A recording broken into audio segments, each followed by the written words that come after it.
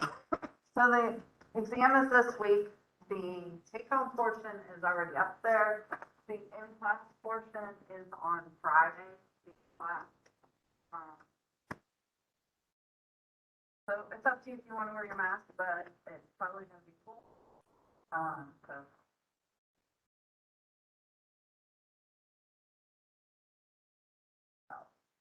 the take-home portion, which is already up there, is due Sunday night. Class portion is on the 8th. So the take-home is due on the 10th.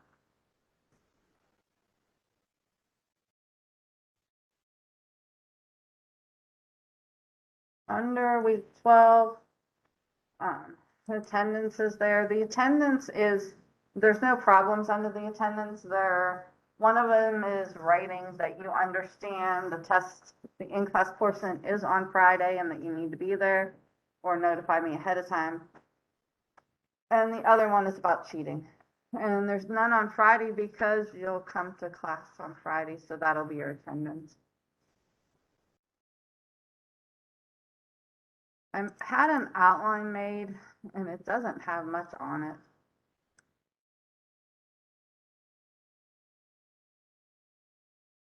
It's kind of like a brief description of what's on it. But it lets you know everything you should know. But then this morning,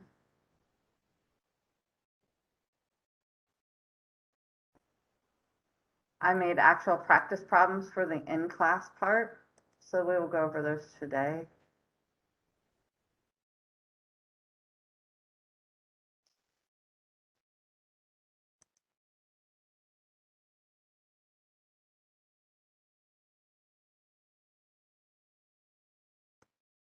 Okay. So if the test is over 6 through 10, chapter 6 was the graphs. Like a long time ago when I pulled out the graph. So then I went back to check the test because I was thinking it was on the other test, but it was not.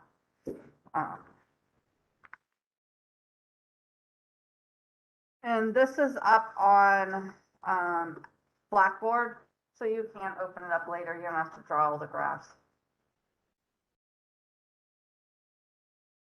So this is a box, excuse me, box and whiskers plot. Remember, it breaks everything up into quarters. We usually put a line here and here, but on the in-class portion, there will be, it's already graphed. Just need to know how to answer it. When we're looking for the median of a group of numbers, what is the median? Middle number. And on a box and whiskers, it's the middle point. And the middle one right here is 17. It splits our data in half. Half of it's below 17, half of it's above 17.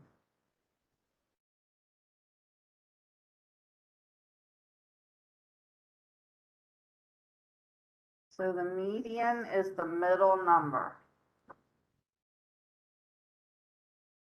Any questions on that one? What's the range? How do you find the range?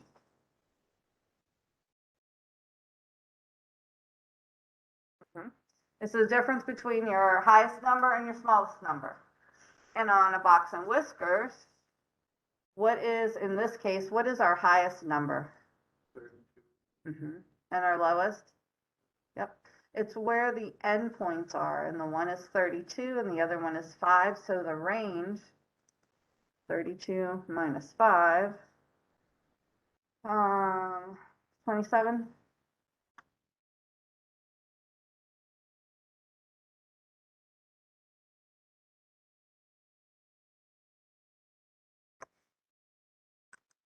Any questions so far? I'm not. Whoa.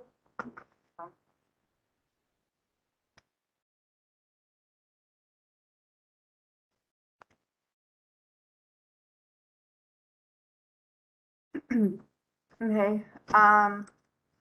The percentiles. Or the percentile is the percent below that piece of data. Also, a box and whiskers breaks everything into 25%. So right here is the bottom 25%. And then here's the next 25, and the next 25, and the top 25. So if we want 75th percentile, we want 25% of the data below it.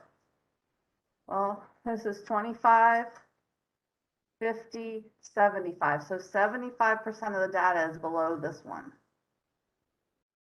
20. So a percentile tells you the percent below that value. And at 20, there's 3 quarters, 25, 50, 75. So it would be 20.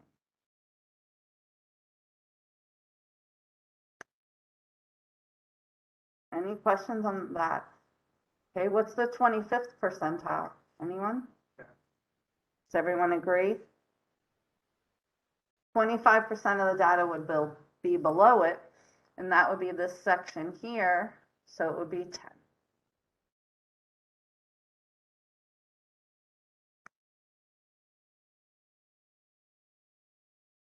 Oh, I didn't ask.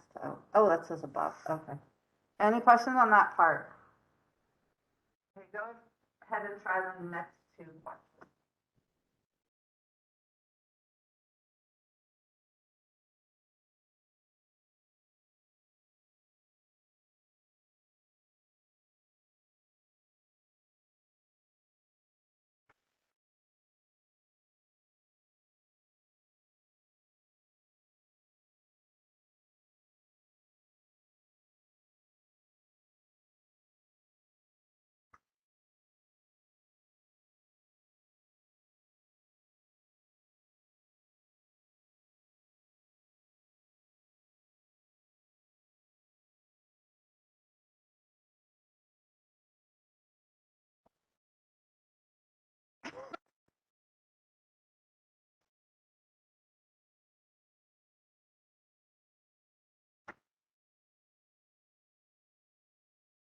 So what percent of the players scored above a 10?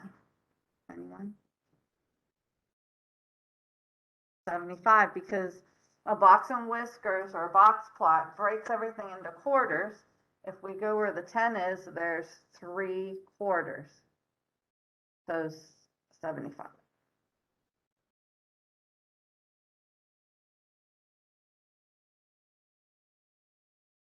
Any questions on that?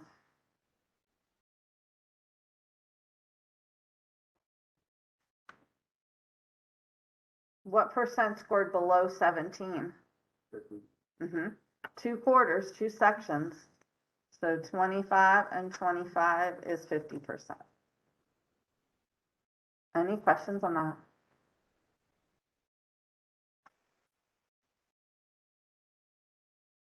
Okay. I didn't mention this at the beginning, but on the take-home part, there's 8 questions. On the in-class part, there's 8 questions, 50-50. So a couple of these there might be more of. For instance, this one, number 2 and 3, I didn't put both, I put one. And then these 2 I put together as one. So this might count more than 8, but it's just that a couple things were put together and one was omitted. So is this just the in-class review? Yeah. So if you see it on here, you'll see it on the in-class. There's a couple from each chapter, except for one chapter, the scatter plot, because I forgot and I would have put a graph there. I didn't think about it. So there's no scatter plot on the in-class. I figured you have to explain the line and everything on the electric bill. So I really didn't need to do that. So it's on the take home. That's the only chapter that's not on the in-class portion. Okay. The other graph, and I put the chapters too, so you could always go back, look at the homework, look at group assignments that use them. And I'm recording this, so you could always go back and look at it. Okay. I think those, yeah. So these two are the only two on the in-class portion from chapter 6.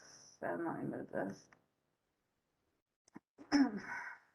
The average on the exam was an 84 with a standard deviation of 5. Draw a bell-shaped or normal curve. They're both the same thing. What percent of students scored below 79 on the exam, and what is the 15.8th percentile? So I have to draw a normal curve, and I don't know if it's going to let me. Oh, I know. Insert.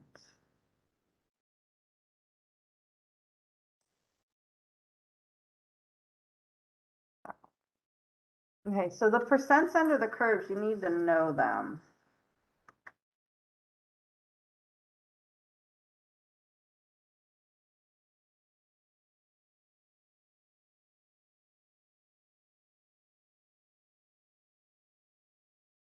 It's not going to go over.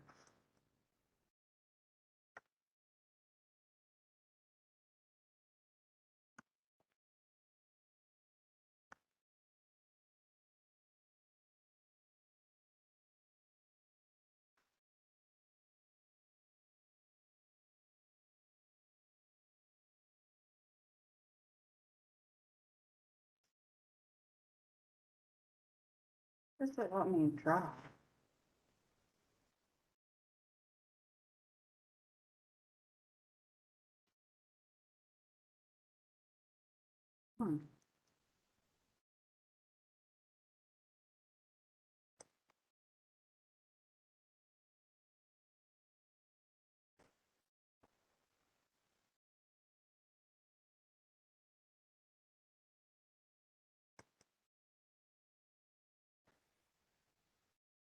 Okay.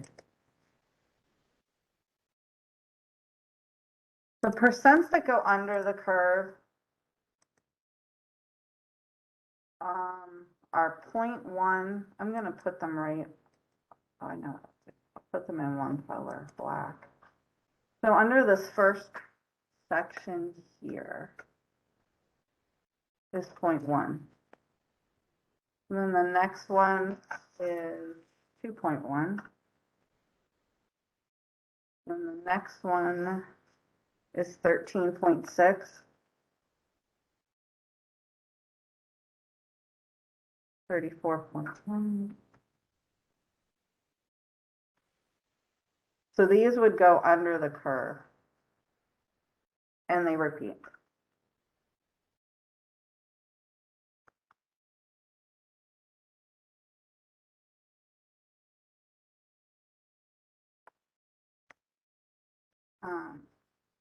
And I will get that under the curve while you put the values that go at the bottom. Remember, for the values at the bottom, we have an average of 84 and the standard deviation of 5. The average goes in the middle, and then standard deviation is what you count by. So go ahead and find those numbers while I insert this.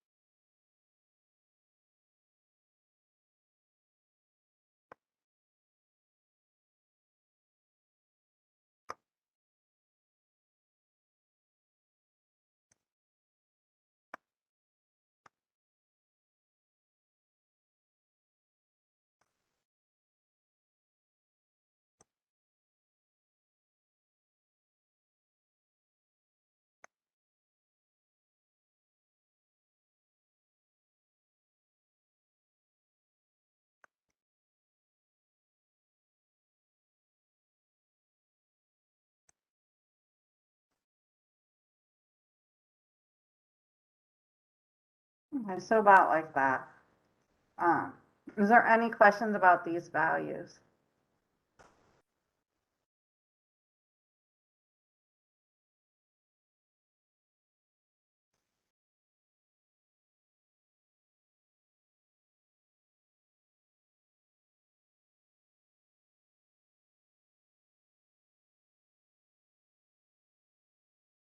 Those percents are always the same. On the test, you will write those exact values, so you want to memorize them. You do not change.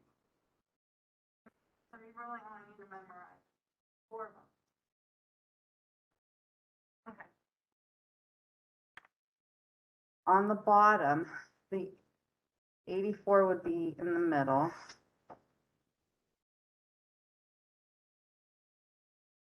And then you're counting by 5. So the next one would be 89. And then another 5, 94. And then another 5, 99. Going the other way, you subtract 84 minus 5, 79. And then 79 minus 5, 74. And the last one, 69. Any questions on that? Is that what everyone got?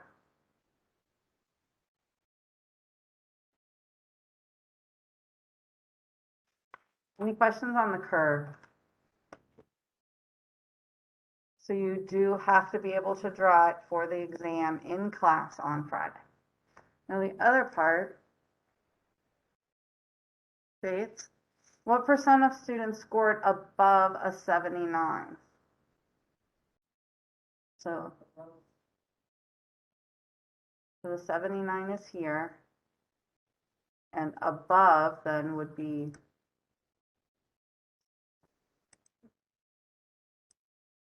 there you go.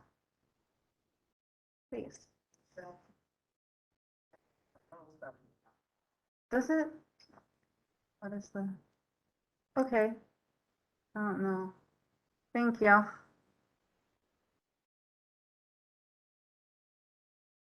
Below 79. So if you wanted above, you'd add the percents above it.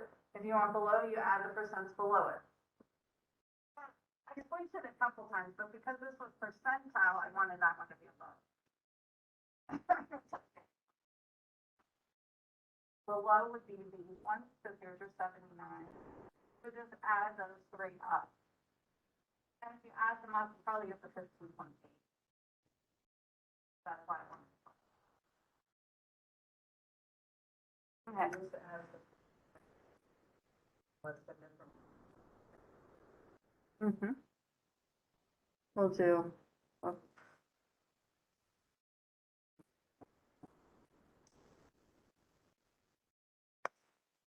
Okay. So for the first one,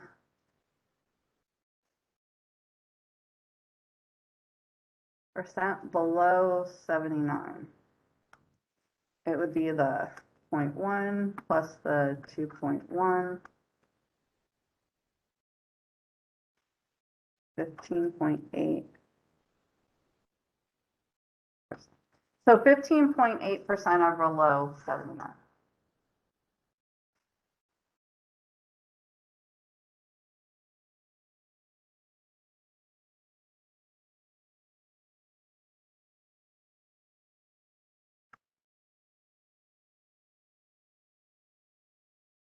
Let's do the percentile first since it's there.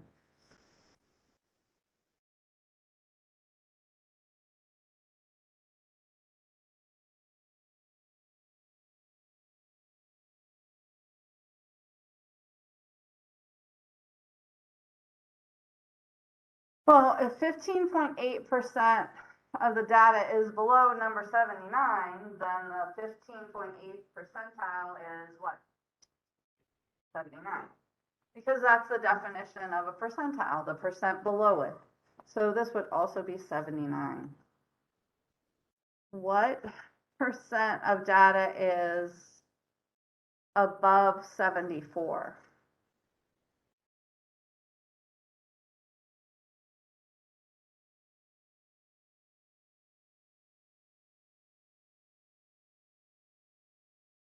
Or grades, I guess. So what percentage of students scored above a 74?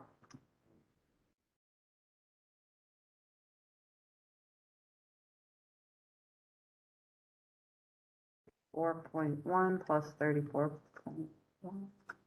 No, 8, we said 8. Yeah, we said 74. The 13.6. I think 70 now.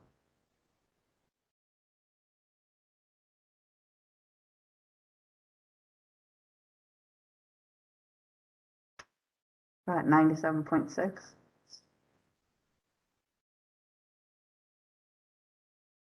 So 74 is here. When we want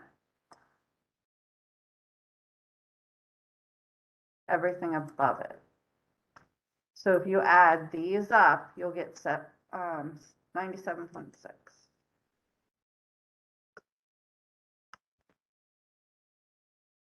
Percent. Any questions on that? Any questions on reading it? We can do more values.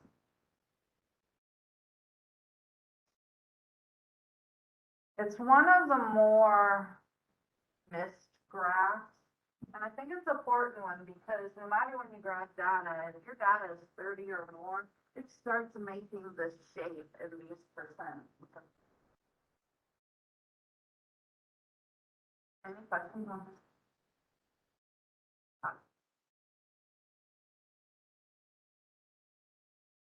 Do you need to do another question on it, or are we good? Good. It's a little bit smaller. So that goes up. There we go. So that's everything on chapter 6. Chapter 7 was the meter reading or the electric bill and taxes, which I need to get done.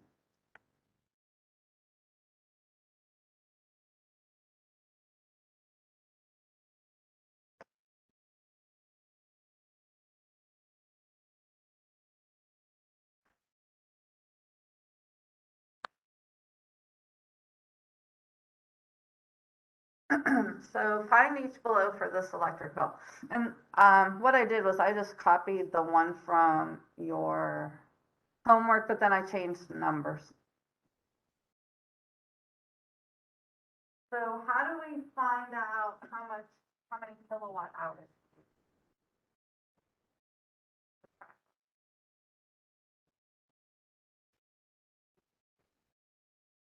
Yeah, because just like your mileage in your car, the meter and electric, gas, and water, it just continues.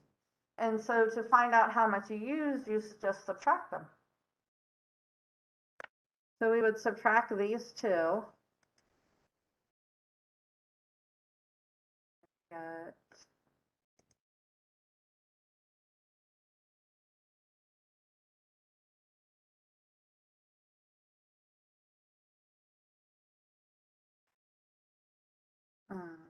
oh, that's not too bad. 1,400.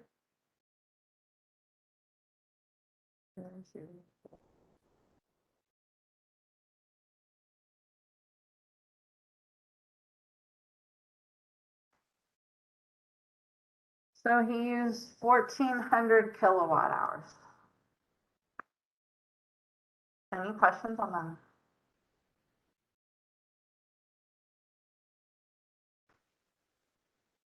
It's up to you if you use the variables C and K or X and Y. Does anyone have a preference? X and Y or C and K? Excellent. Okay, X and Y.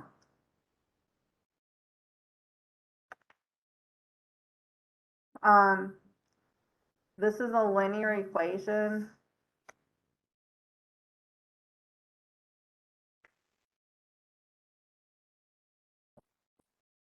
Y equals mx plus b. So we need the slope and the y-intercept, the m and the b. So if we went with the C and the K, it'd be B. Mhm.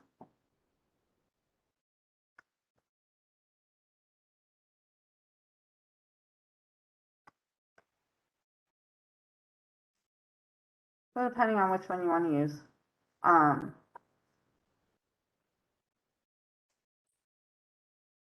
When we look at the part that you're being billed, that goes over here. It says cost of electricity. And if you looked at an electric bill, then lower down, it actually gives you the equation.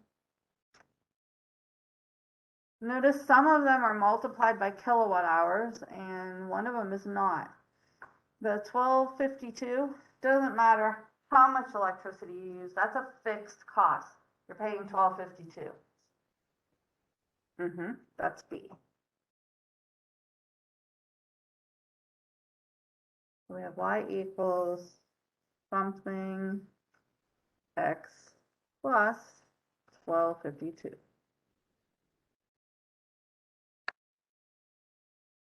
The slope is the part multiplied by your kilowatt hours. Notice over here it's multiplied by K, the kilowatt hours. Well, all four of these are multiplied by kilowatt hours. So if we add them up, that's our slope.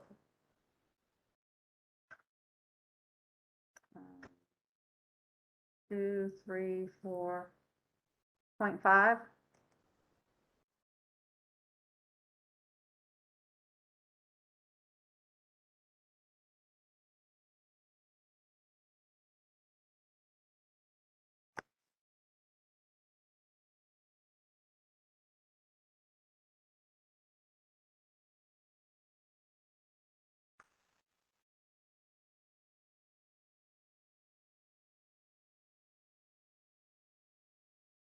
So either one of these two equations.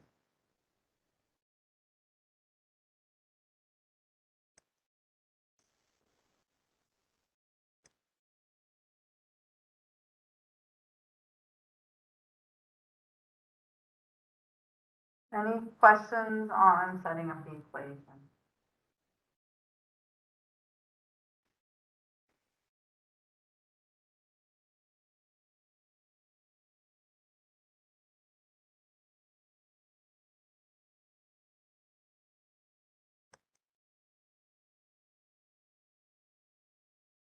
Okay, we said the slope was the part, the m.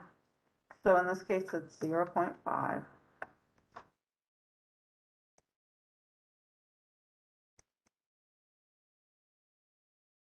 Go ahead and explain what it means.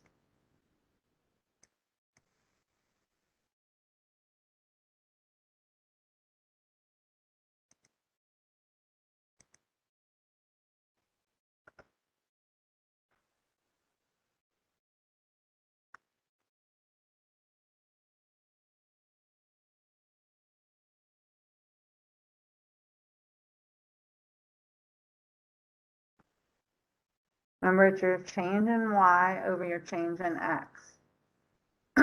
So it would be costs in kilowatt hours. The denominator goes up by 1.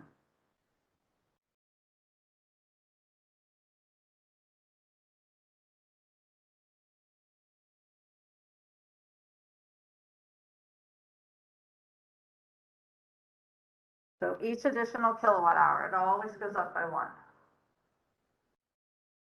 The cost increases because the slope's positive. And then by whatever the value is, in this case, 50 cents. So each additional kilowatt hour, your cost goes up 50 cents.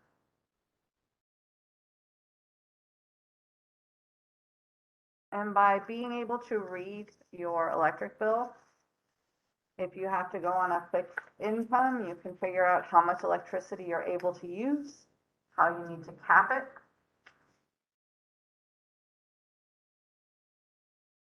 Any questions on the slope? Okay, we know the y-intercept is the 1252.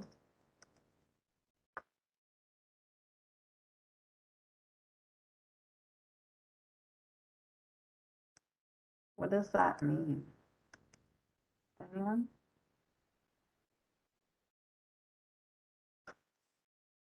Think about the y-intercept. The y-intercept is when x is 0. Or 1 hours used, the customer's charge 1252. Mhm. Because that would be when this is 0, and notice then this term drops out and leaves 1252. So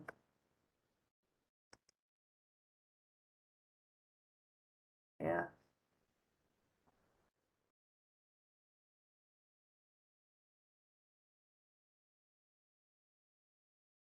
If no kilowatt hours are used, the cost is 1252. So even if you leave town, shut everything off, you're still gonna have a bill at the end of the month for $12.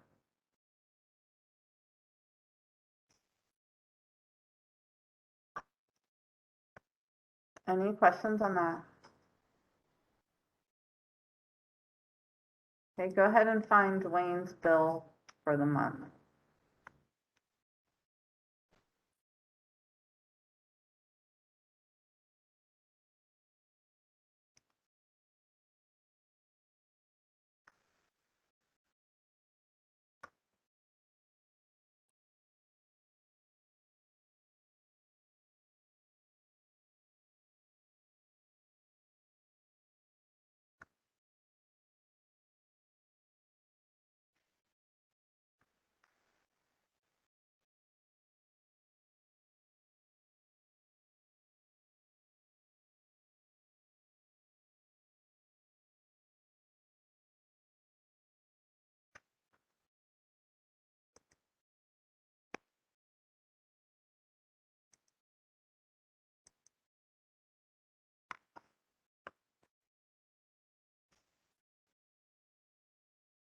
Meaning $712.52. Yes, okay. I saw some question faces, so I just want to make sure. You want to take your kilowatt hours, plug it in for kilowatt hours. So whichever equation, you plug the 1400 cents for each kilowatt hour. 5 cents plus the fixed cost.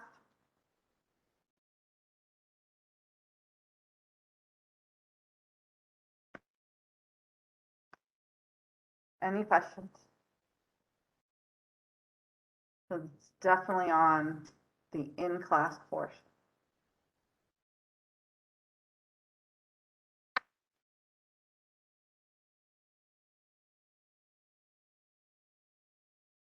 Okay. So Fred, what make instead of me? But Fred made $80,000 this year. How much will he pay in taxes? So go ahead and find out what tax level, what row it is, and find out how much he owes.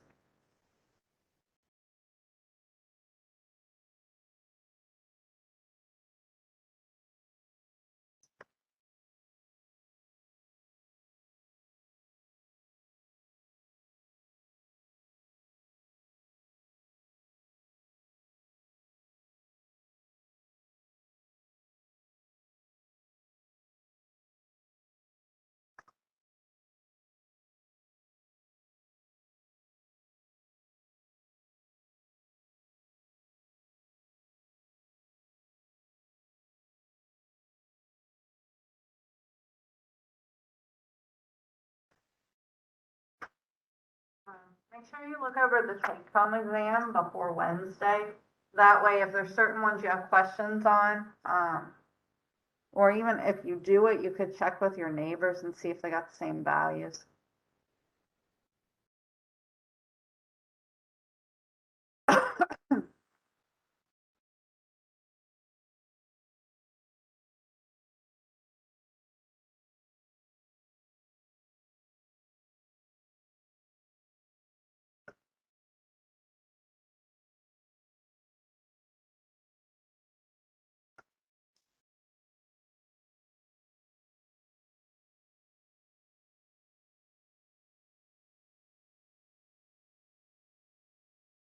We're getting, a little over 13,000. So the first thing we want to do is decide what row.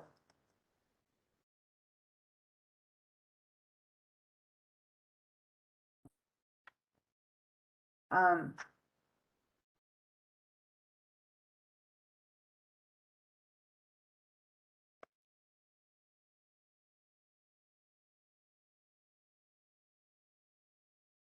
Well, if we look, we're at 80,000. It's because it's 80,000. You want to find out which one it's between, and it's between this one. So we're on the third row. The third row means we're paying $4,453.50 plus 22% written as a decimal times the amount over 38,700. We have to find the amount over. If we take our 80,000 and subtract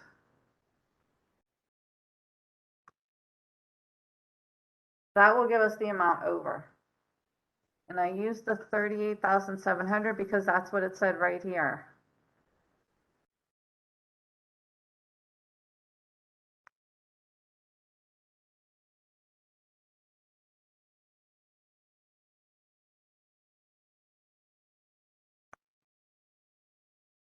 And here goes the 41,300.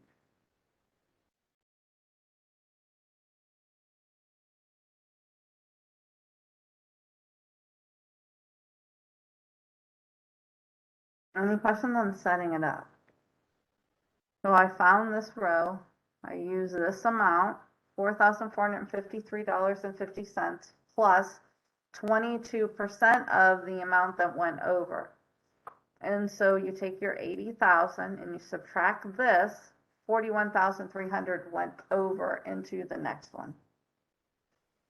And then when you calculate this, at $13,539.50.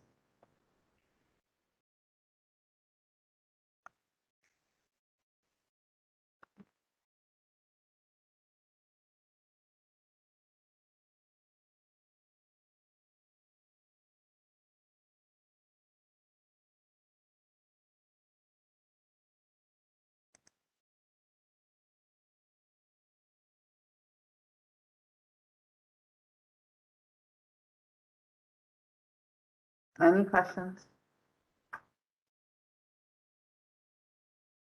So that is the two problems from chapter 7. Chapter 8, scatter plot on the take home. Chapter 9. Okay. What is the difference between linear and exponential growth? When you read a problem, how do you know if it's linear or exponential? Anyone? Exponential has an exponent. Well, what if you don't have the equation?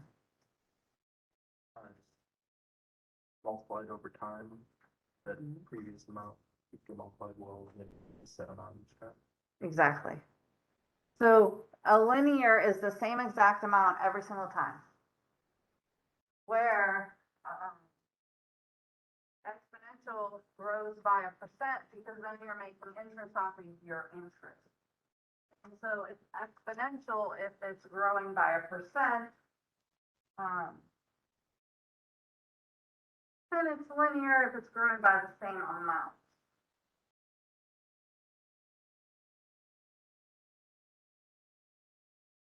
And you'll have to explain it on the test. Any questions? It can grow or decrease, that's correct? Yes, increase or grow. So if it grows or decreases by the same amount every time, then it's linear.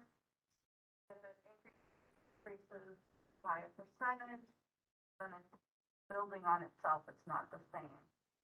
Exponential. 10% that would be linear is simple interest. Simple interest, even if it's a 5-year loan, you only make interest off of what you put in there to start with. You don't make interest off of your interest. Okay. But that won't be on this. It's for my business code. We'll look at the first one. You deposit $500 into an account and make $20 interest per year. Linear or exponential?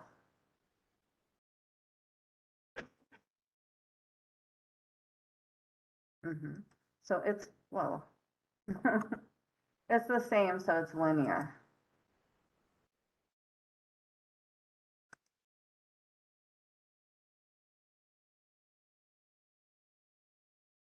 Remember, linear is y equals mx plus b. So go ahead and write the equation. It's up to you if you use t for time or x.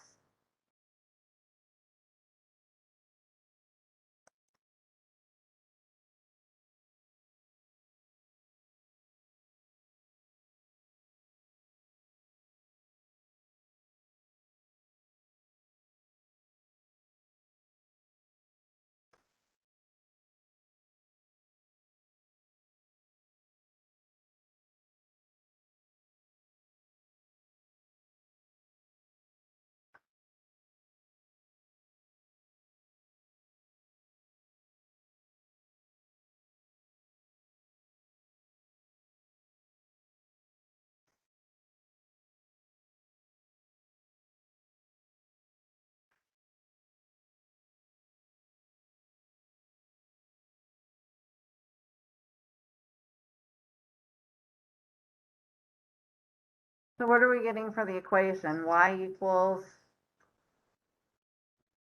that what everyone got?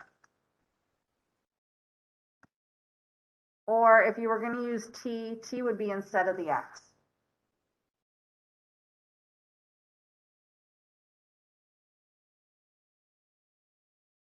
Okay. How much is in the account after 13 years?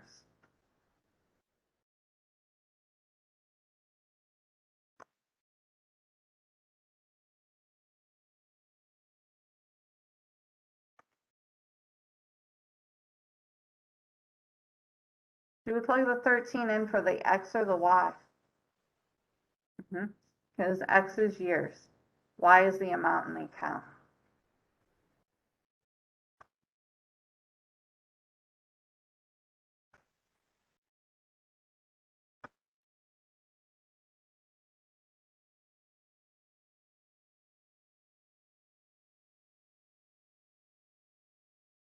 So how much do we get, anyone?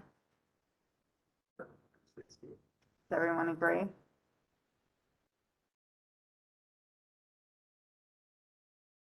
So there's $760 in the account after 13 years. Any questions on it?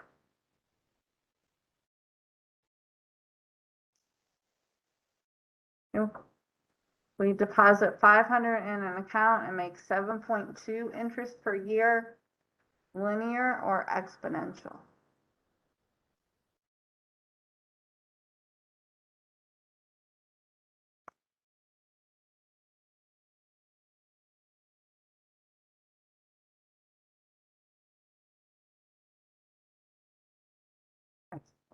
Less than 2.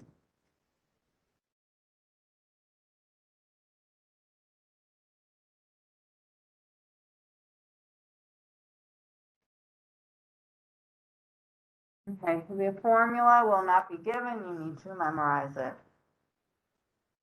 It's your initial amount.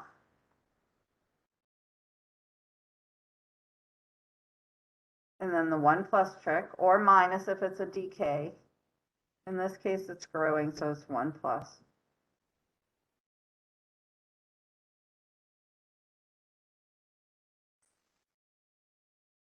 And then your exponent is your number of years. Or time. We should put time, because it could be monthly.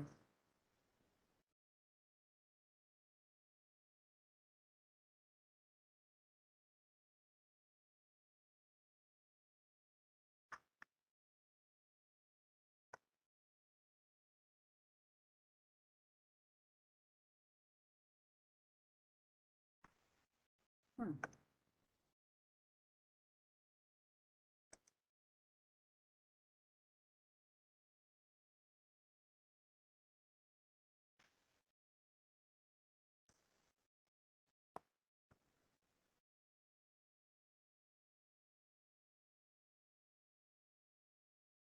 ahead and write the equation.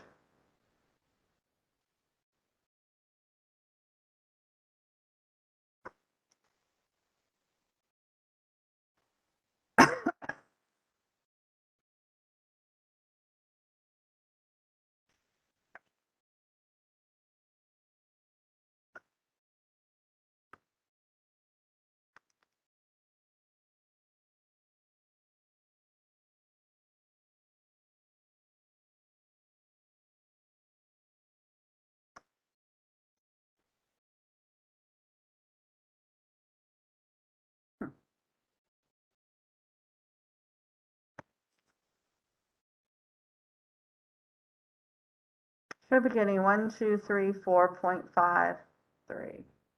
I couldn't do that again. Okay, so for the initial amount, 500 times 1 plus, and now we have to remember 7.2% needs to be written as a decimal. Divided by 100, move it to the left, but any case it's 0.072. And then our exponent, either a t for years or an x.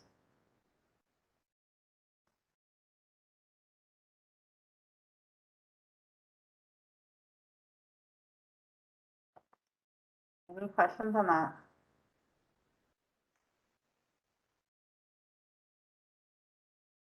Plugging it in, you should get $1,234.53. Plug it in, make sure you know how to use your calculator.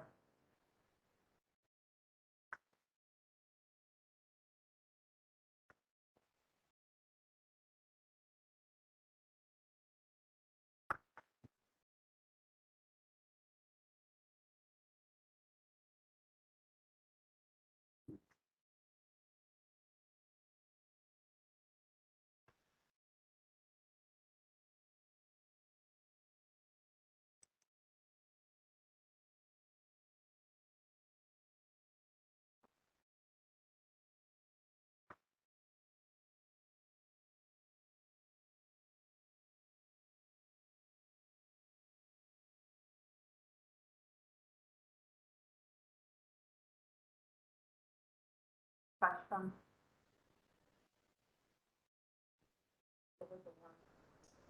And wait, it's that, instead of 1,071. So if it's decreasing, use a minus. For this test, is there any, like the first one, any of the numbers to know, like random things like that we have to know for this? Like population? I haven't taken it yet. I'll have to double check, but I don't think there's really, maybe month, year, something like that. But yeah, I don't think there is. So I'll double check. I think the only thing we really had where we had to change units was with the one group assignment with the sharks.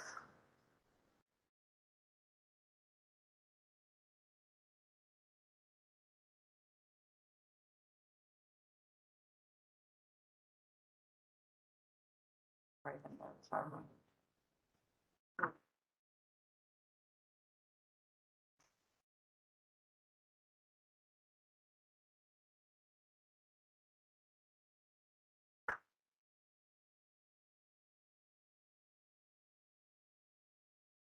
Okay. Any questions on chapter 9? That's pretty much all chapter 9 was adding the exponential.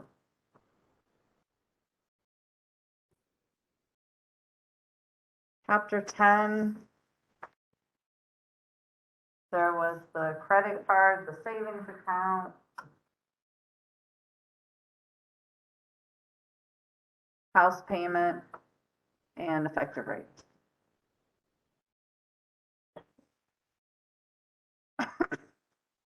When Joe's bill comes in December, the balance is $800. He decides to make monthly payments of $100 for December, January, and February. Then he will see what he owes and maybe try to pay it off in March. The monthly rate for his credit card is 9.3%. Fill in the table below, round to the nearest cent, and then find out how much he will need to pay it off in March. So go ahead and fill out the table.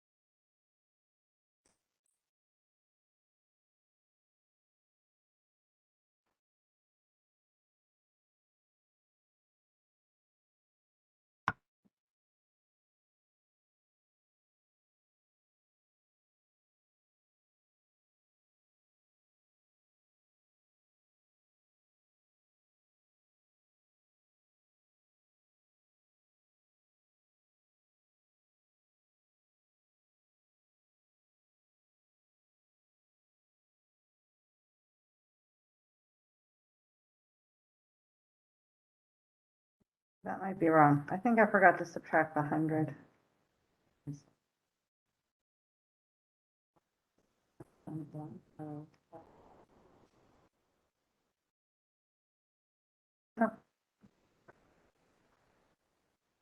Is everyone getting that for the third row?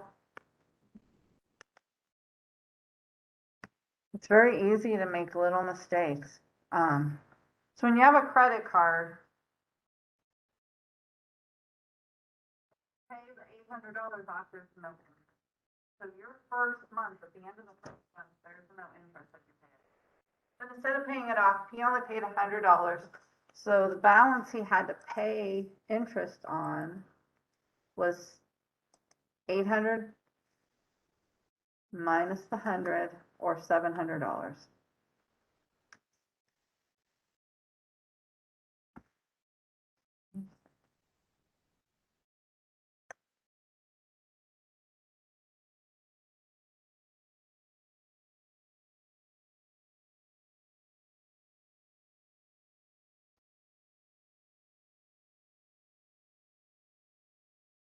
To find the interest, you take the remaining balance, so the 700,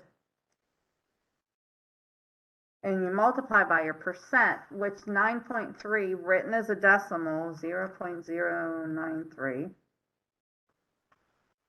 Round, well, this one you didn't really need to round because it was 65.1. So $65.10 is your interest for the first month.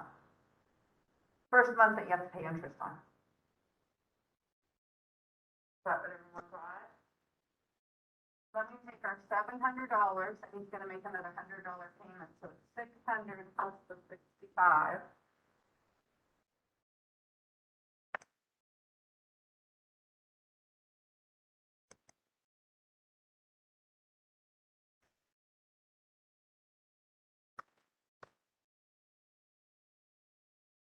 And it gives us $665.10.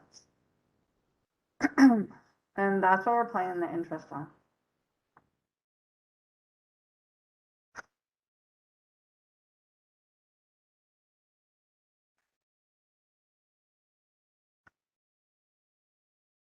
So if we take that remaining balance of $665, multiply it by the interest, we get $61.85.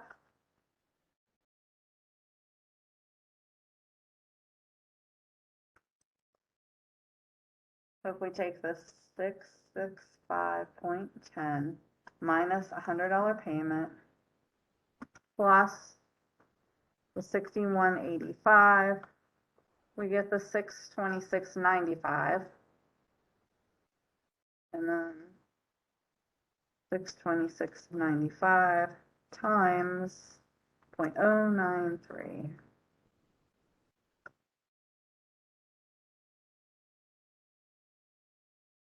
Gives us the $58.31. Is that what everyone got? I chose this one on the in-class portion because it starts you out. For the other one, I don't usually put the first one because you get interest on it.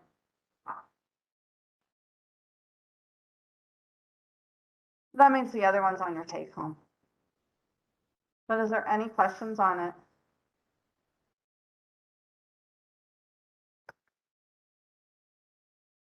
Okay, how would we find out how much he needs to pay in March?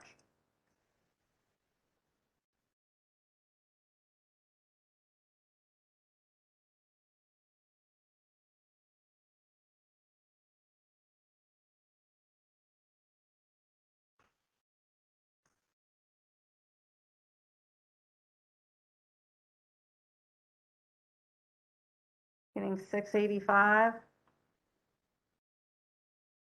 and 26 cents.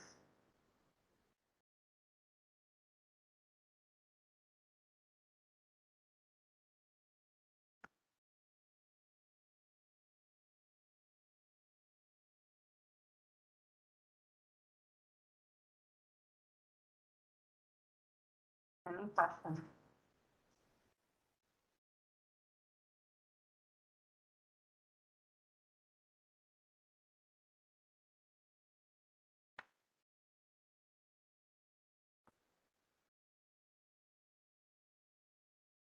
Any questions? I was just looking, I have a meeting at 11 o'clock. I'm hoping my daughter logs in and just like doesn't show my picture. Anyways, okay, you're buying a home at 180,000. So this will definitely be on it, but I will give you the formula. The formula just like here. P is your loan amount, how much you're taking the loan on. So this P is how much your loan is. The R is your percent as a decimal. So whatever your rate is as a decimal, and it'll be an annual rate. That's why we're dividing by 12 to make it fun. So R is the rate, and Y is the number of years, usually 15 or 30. So go ahead and plug into the formula. and see what you get.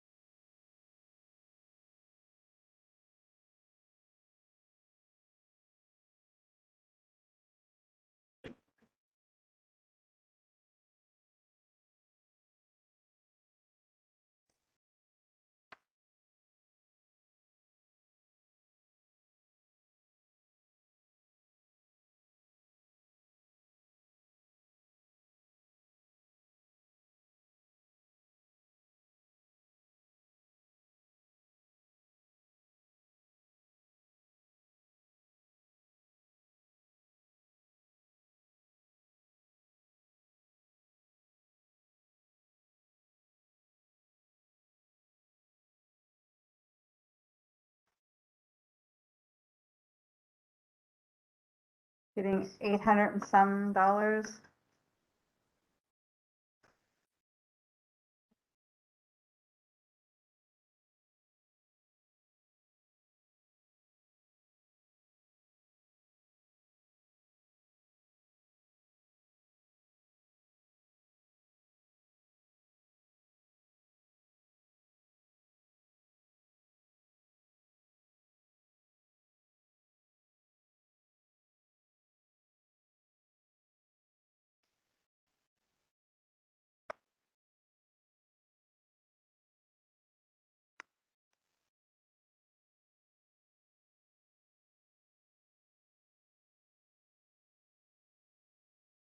Could be wrong. I don't know if I hit the divided by sign.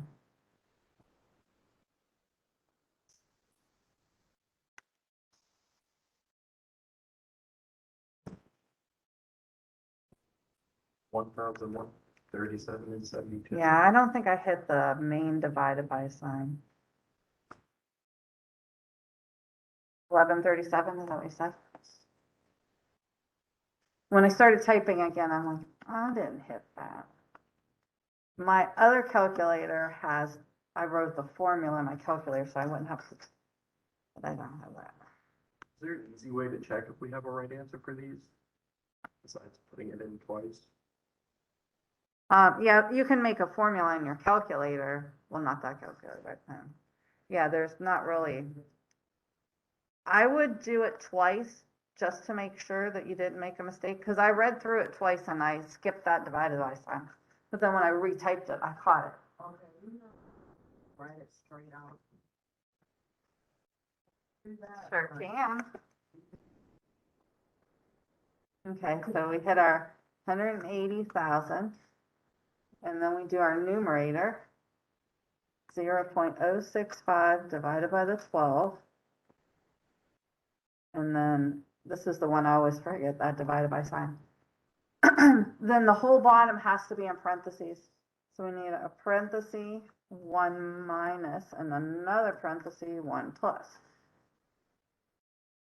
0.065 divided by 12. Now this first group here, that's the part that has that exponent. So we need a caret and then parenthesis or multiply it right up ahead. But negative 12 times it was 30 years. So that's in our exponent, and then we close the last parenthesis.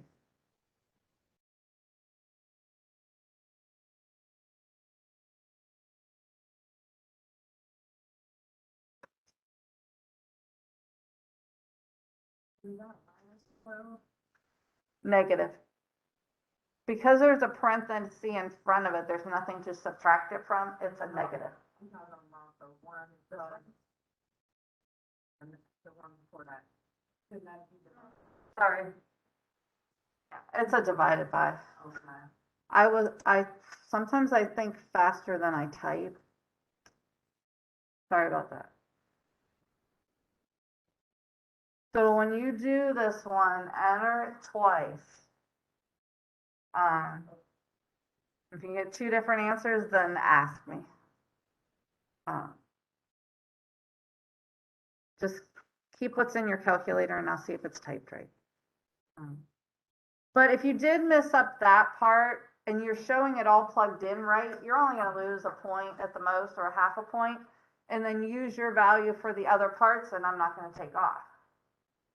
So make sure you show this or how you typed it, so then I know that you knew where all the numbers went, you just made a careless mistake typing it in. Then you're only going to miss a half a point, which rounds up to nothing being missed unless you have a couple careless mistakes. But so either show this or this, but show me how you're plugging in.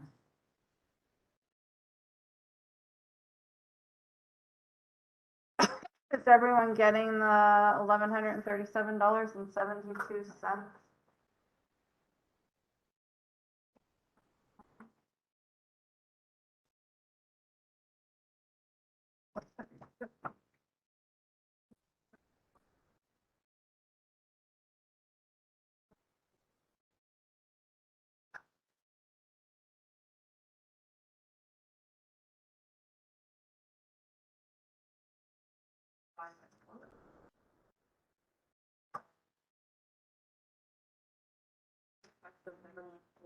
I didn't get it. Looks so good. I don't know what's going on.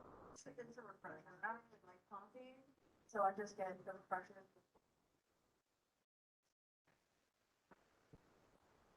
Two negative numbers. Oh, we know that fact. Right, so,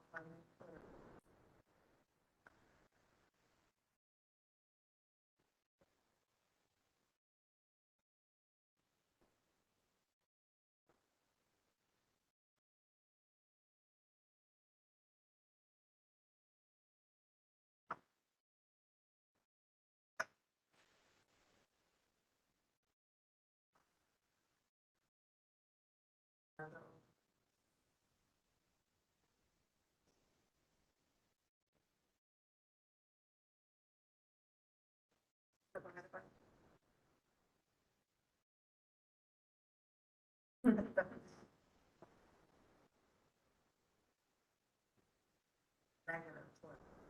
Preferably.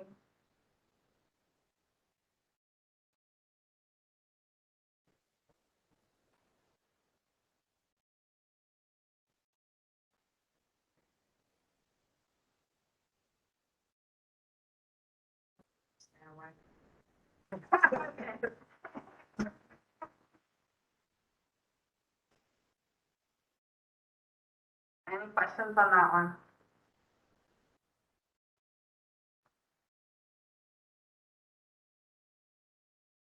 Okay. How do we find the total amount that we paid? Monthly payments 12 times the total. So we take our payments and we multiply by 12 because they're monthly. And then we multiply by the number of years. Now I don't want to put 30 there because then if I asked you for 15, so it's however many years, and it's either 30 or 15.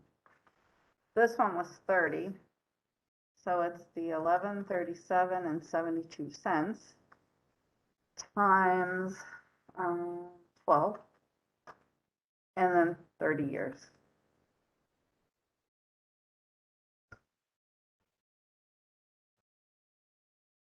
Thank you.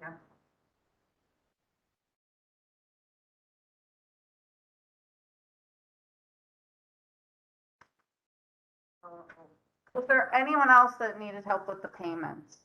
Everyone else got it?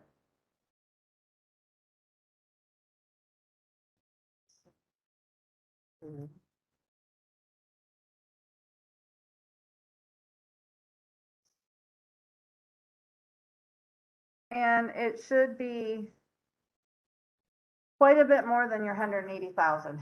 It's close to double, but not always. Depends on the rate. Oh, this one was more than double. 409, 579 and 20 cents. So if you pay everything on time, but never pay any extra, this is how much you'll pay at the end of 30 years.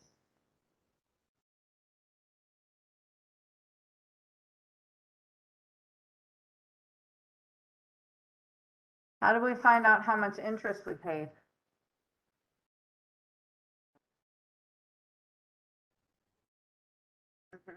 So take how much you paid. 409, 579 and 20 cents, and subtract what your loan was for, which was 180, whoops, not period, 180,000.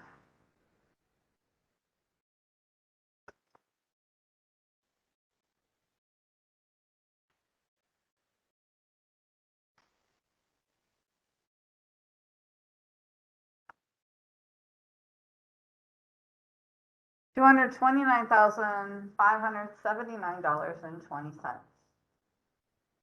Any questions on that? So if you're coming up with something small, you're doing something wrong. Any questions?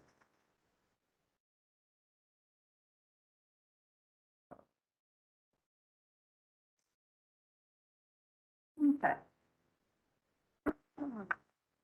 Effective rates tell you, they give you a rate that's approximately what the rate would be if it was yearly. The formulas will be given, but I won't tell you which one is which. It'll look kind of like this. This first one, this is when it's a compounded amount, compounded monthly, daily, quarterly, yearly. The E one is when it's compounded continuously. So part C you'd use the E, the first two you'd use the first formula. Just like last time, or the last problem, R is your rate as a decimal. C is how many times it's compounded in 1 year. So monthly would be how many times in a year? So our C would be 12. Quarterly. 4 quarters of a dollar. But, so we use quarterly. I think 717. I still need to state them quarterly. Most things are monthly. Semi-annually would be 2, but monthly and quarterly are most common. Now, it's I did not say what to round to. So let's see.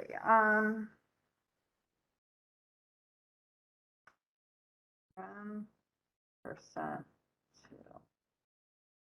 let's go to the 100.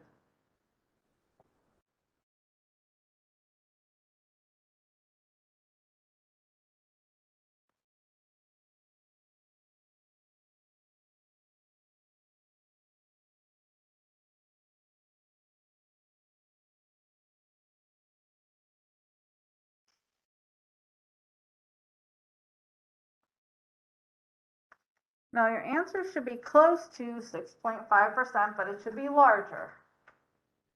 Because it's compounding every month, you're making interest. It's a little larger.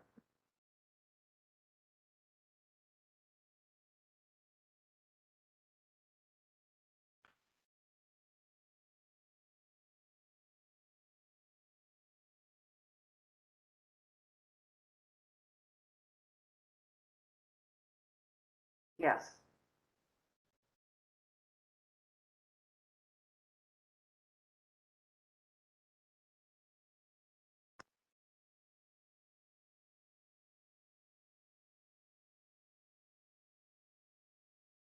Only the 12 is in the exponent, and then you subtract the 1, and you should get 0.06697185 But that's the rate. We want the percent, so how do we make it a percent?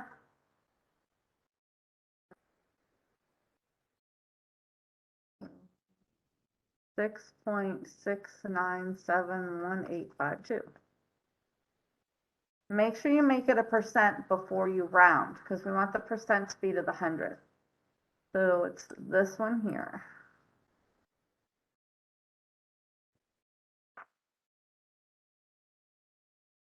Now you don't have to write the whole decimal down. Keep it in your calculator, hit times 100. But that's up to you. But you want to make it a percent before you round.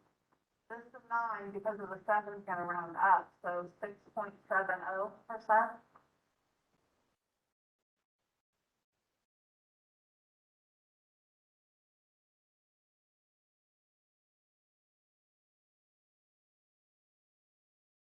Any questions on that one? Okay, the next one's the same, except instead of 12 months, we're using 4 for quarterly. Still should be the same value, very similar. Quarterly is not as many times, so it should be a little smaller than this one. So this is a good one. If your number's not close to your percent, you did something wrong.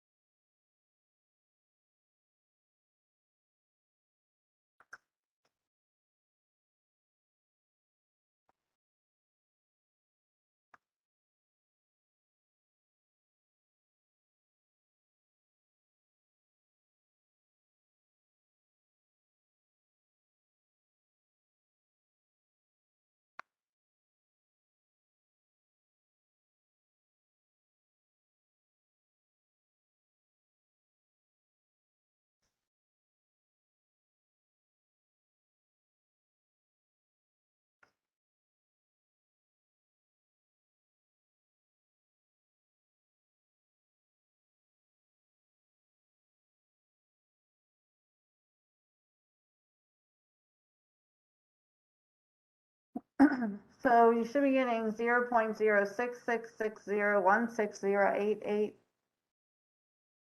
Then we multiply it by 100, and then rounding to the 100th, which would be this one. The 0 leaves this a 6, so 6.66.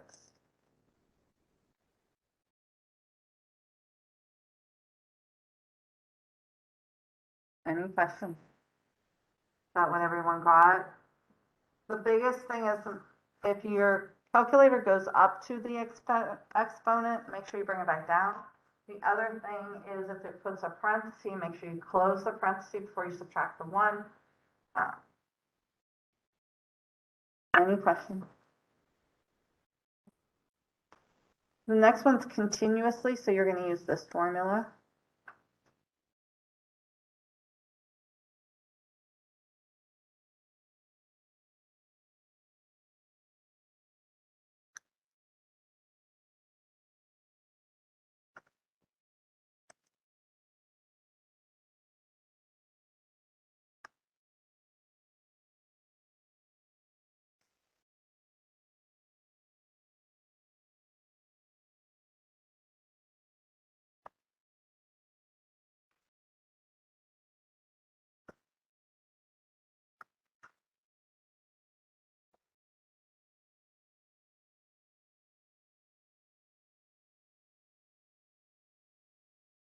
So depending on what your calculators do, a TI 84, we'll put it up here.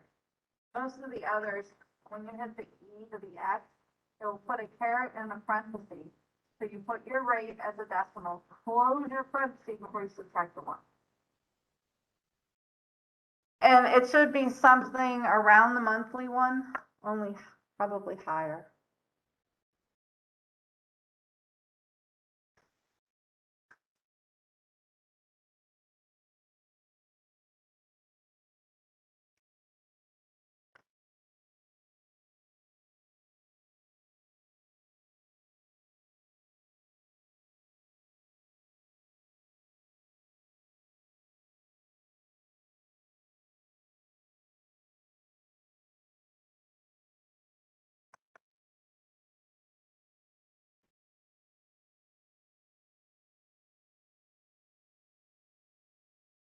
What would we plug in for? For your LN button is there should be. You'll hit second and that. Yeah. So your key to the X is wherever your LN button is on your calculator. It's an actual function on your calculator. Are we getting 6.72?